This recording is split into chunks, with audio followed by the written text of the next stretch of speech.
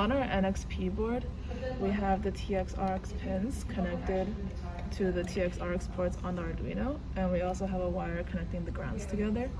And then we have a cable connecting the Arduino to our laptop where we're looking at the message through the serial monitor.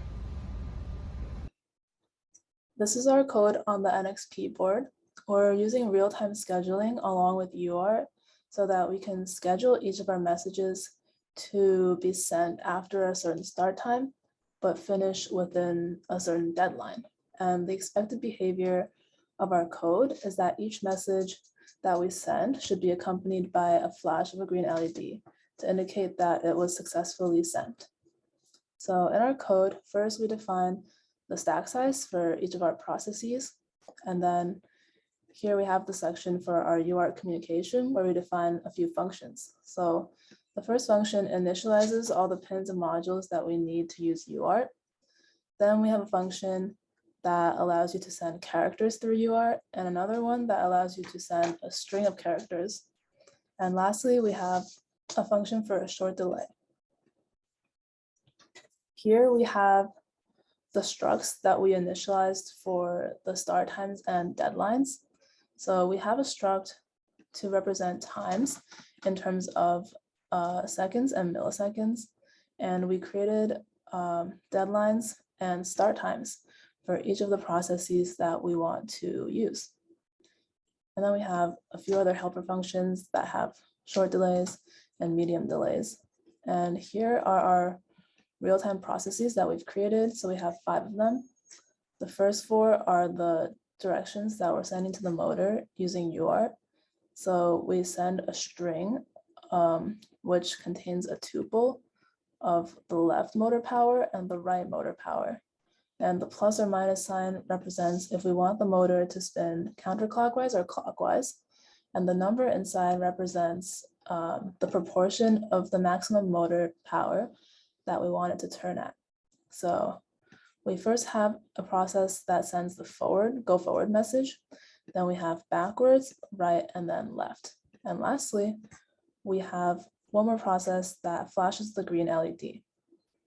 So in our main method, we first initialize the LEDs and initialize UART. Then we create the processes and we assign them each a start time and a deadline. And then we call process start, which starts the entire process, and it should run all of these processes, making sure to meet the start time and deadline requirements. And at the end, we just turn the LEDs off, and then we check if we've missed any deadlines, which we shouldn't. Here's the code running. As you can see, the green LED is flashing every time that we send a message.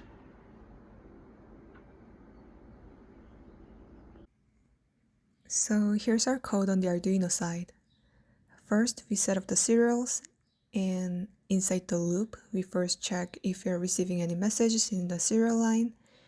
And if we are, then we print received in the serial monitor and whatever message we're receiving in the form of a buffer.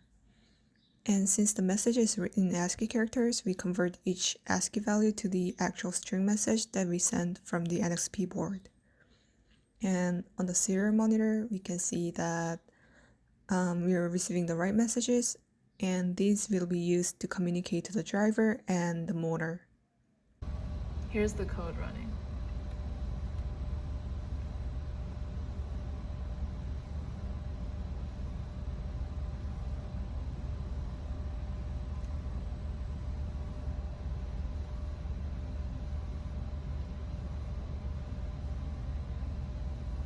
So the NXP board is connected to the Arduino, and the Arduino will be sending PWM and direction, so clockwise or counterclockwise, to the driver through these 3 wires, and we can see that they're connected through this breadboard, and they go like here. So then the driver will be driving the motor, which will like spin based on the direction and PWMs.